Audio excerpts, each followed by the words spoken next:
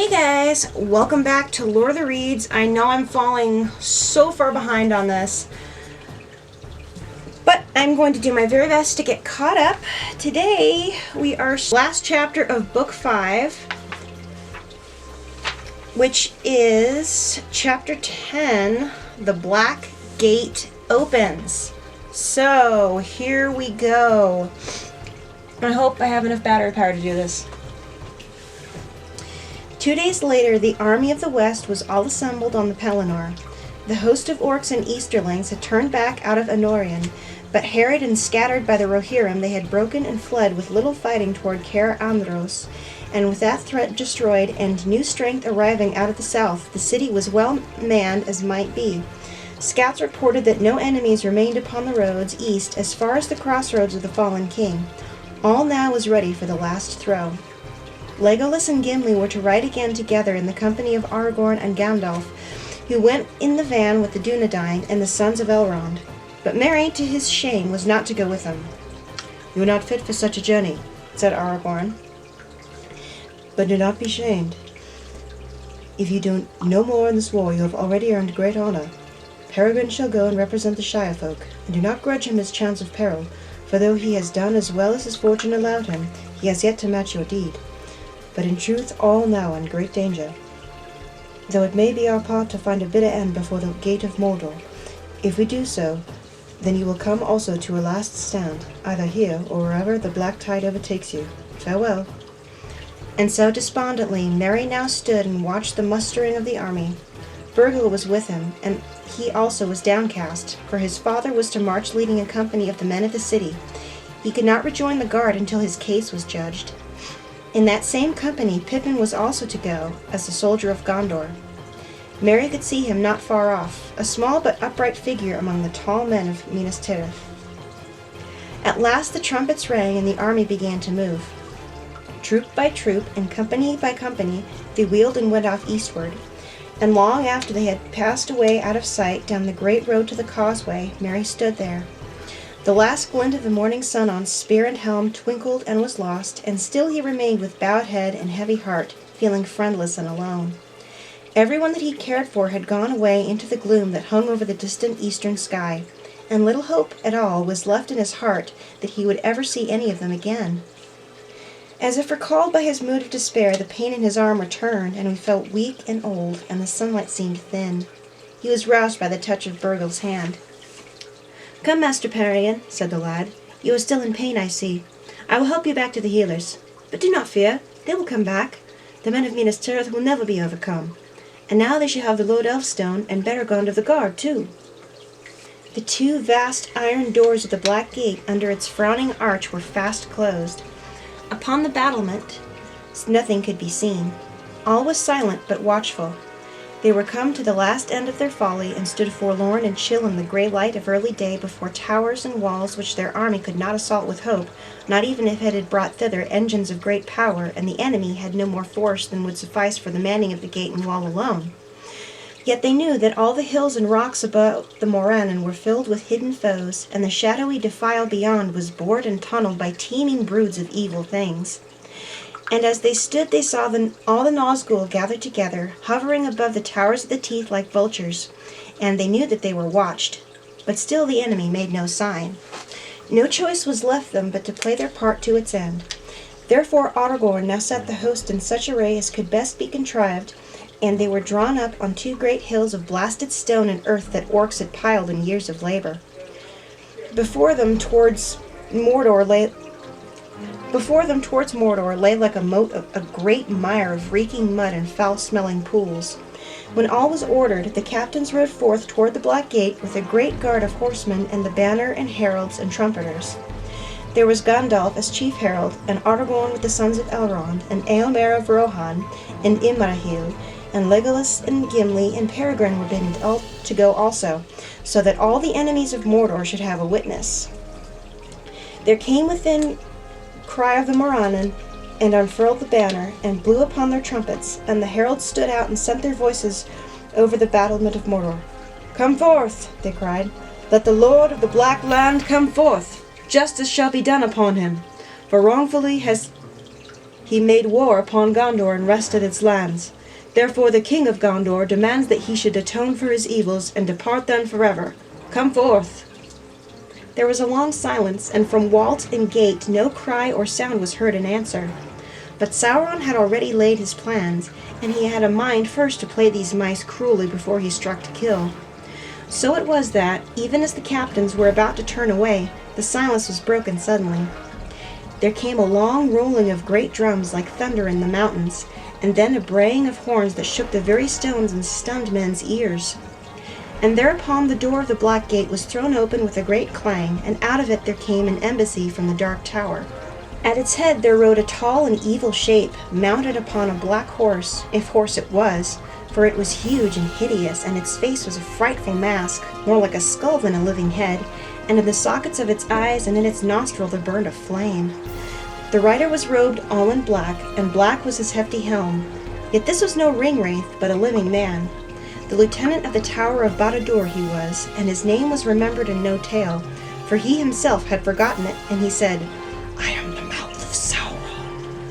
But it is told that he was a renegade, who came of the race of those that are named the Black Númenóreans, for they established their dwellings in Middle-earth during the years of Sauron's domination, and they worshipped him, being enamored of evil knowledge. And he entered the service of the Dark Tower when first rose again, and because of his cunning he grew ever higher in the Lord's favor, and he learned great sorcery and knew much of the mind of Sauron, and he was more cruel than any orc. He it was that now rode out, and with him came only a small company of black-harnessed soldiery, and a single banner, black but bearing on it in red the evil eye. Now halting a few paces before the captains of the West, he looked them up and down, and laughed. "Is there anyone in this rout with authority to treat with me?" he asked. "Or indeed with wit to understand me? Not thou at least," he mocked, turning to Aragorn with a scorn. "It needs more to make a king than a piece of elvish glass, or a rabble such as this. Why, any brigand of the hills can show as good a following." Aragorn said naught in answer, but he took the other's eye and held it, and for a moment they strove thus. But soon, though Aragorn did not stir nor move hand to weapon, the other quailed and gave back as if menaced with a blow. "I am a herald and ambassador, and may not be assailed," he cried. "Where such laws hold," said Gandalf, "it is also the custom of the ambassadors to use less insolence. But no one has threatened you. You have naught to fear from us until your errand is done. But unless your master has come to new wisdom, then with all his servants you will be in great peril." "So," said the messenger, "then thou art the spokesman, old greybeard, having not heard of thy wiles and of thy wanderings, ever hatching plots and mischief at a safe distance. But this time thou hast stuck out thy nose too far, Master Gandalf. Thou shalt see what comes to him who sets his foolish webs before the feet of Sauron the Great. I have tokens that I was bidden to show to thee in especial if thou shouldst dare to come." He signed to one of his guards, and he came forward bearing a bundle swathed in black cloths. The messenger put these aside, and there, to the wonder and dismay of all the captains, he held up first the short sword that Sam had carried, and next a grey cloak with an elven brooch, and last the coat of Mithril that Frodo had worn wrapped in his tattered garments. A blackness came before their eyes, and it seemed to them in a moment of silence that the world stood still, but their hearts were dead and their last hope gone. "These we will take," said Gandalf suddenly. He cast aside his cloak, and a white light shone forth like a sword in that black place. Before his upraised hand the foul messenger recoiled, and Gandalf coming seized and took from him the tokens, coat, cloak, and sword. "These we will take in memory of our friend," he cried.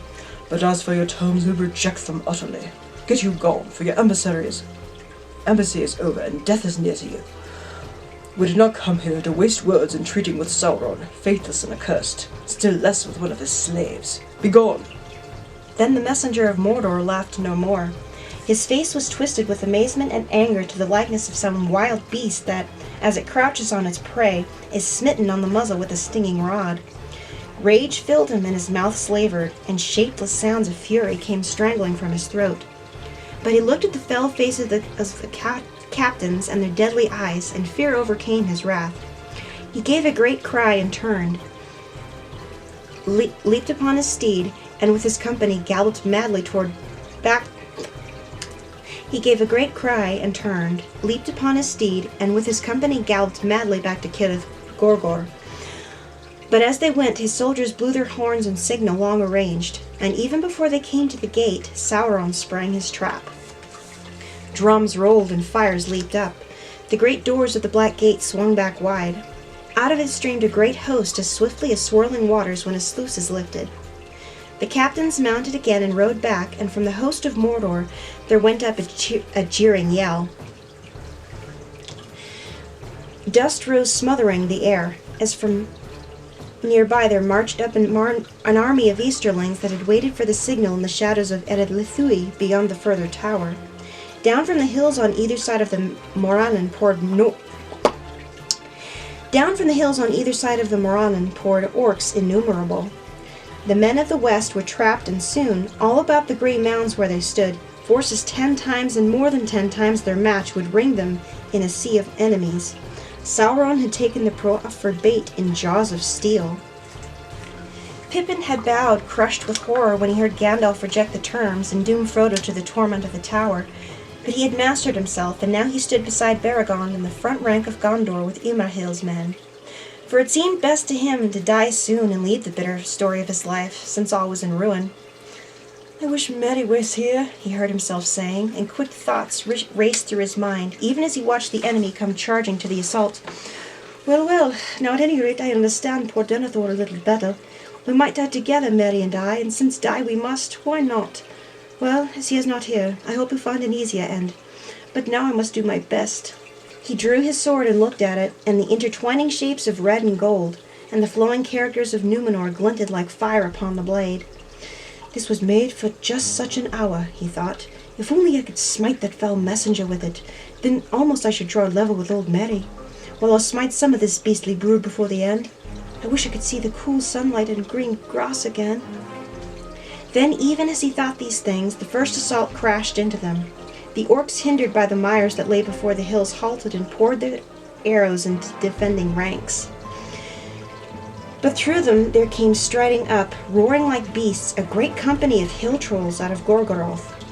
Taller and broader than men they were, and they were clad only in close-fitting mesh of horny scales, or maybe that was their hideous hide. But they bore round bucklers huge and black and wielded heavy hammers in their knotted hands. Reckless, they sprang into the pools and waded across, bellowing as they came. Like a storm, they broke upon the line of the men of Gondor and beat upon helm and head and arm and shield as smiths hewing the hot bending iron. At Pippin's side, Beregond was stunned and overborne, and he fell, and the great troll chief that smote him down bent over him, reaching out a clutching claw, for these fell creatures would bite the throats of those that they threw down. Then Pippin stabbed upwards, and the written blade of Westerness pierced through the hide and went deep into the vitals of the troll, and his black blood came gushing out. Ooh. He toppled forward and came crashing down like a falling rock, burying those beneath him. Blackness and stench and a crushing pain came upon Pippin, and his mind fell away into a great darkness. "So it ends as I guessed it would," his thought said, even as it fluttered away, and it laughed a little within him ere it fled. Almost happy it seemed to be casting off at last all doubt and care and fear. And then, even as it winged away into forgetfulness, it heard voices, and they seemed to be crying in some forgotten world far above. "The eagles are coming! The eagles are coming!" For one moment more, Pippin's thought hovered. "Bilbo," it said. But no, that came in his tale long, long ago. This is my tale, and it is ended now. Goodbye. And his thought fled far away, and his eyes saw no more. Thus ends Book 5. Only one book left to go, and I'll be finished with Lord of the Rings. But that's all for today. Thank you guys so much for watching. If you want to see more G-rated content, whether Lord of the Rings or Star Wars, go ahead and click that little subscription button down below. And don't forget to check out the links in the description box. You can follow me on social media if you like, although I have to say Instagram, it's not working on my tablet. I may have to do away with it entirely if I can ever get on again. Twitter's more reliable. Question of the day. If you were a soldier on the field before the Black Gate of Mordor, Would you stand your ground and fight to the last breath, or would you turn and run in terror? Go ahead and post a comment below. Now my battery's dying and I need to sign off, so until next time, God bless and Namari.